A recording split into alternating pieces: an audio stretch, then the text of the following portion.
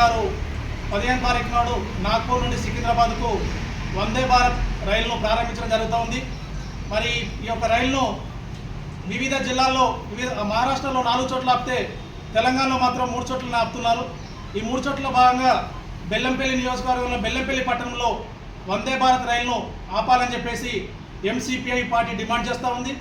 మరి ఇక్కడ ఉన్న ఎమ్మెల్యేలు 2 నియోజకవర్గాల ఎమ్మెల్యేలు గడ్డం వినోద్ వివేక్ గారు, గడ్డం వినోద్ వెంకటస్వామి గారు, అదేవిధంగా పెద్దపల్లి ఎంపీ పార్లమెంటు ఎంపీ గారు వంశీ గారు కూడా చొరవ తీసుకొని బెల్లంపల్లి నియోజకవర్గంలో బెల్లంపల్లి పట్టణంలో ఆగేటట్లు కృషి చేయాలని చెప్పేసి ఎంసీపీఐ పార్టీ డిమాండ్ చేస్తూ ఉంది. మరి అదేవిధంగా కొన్ని లోకల్ ట్రైన్స్ కూడా తెలంగాణ ఎక్స్ప్రెస్ కావచ్చు, సింగరేణి కావచ్చు, టైంకు రాక ప్రజలు చాలా ఇబ్బందులు పడుతూ ఉన్నారు.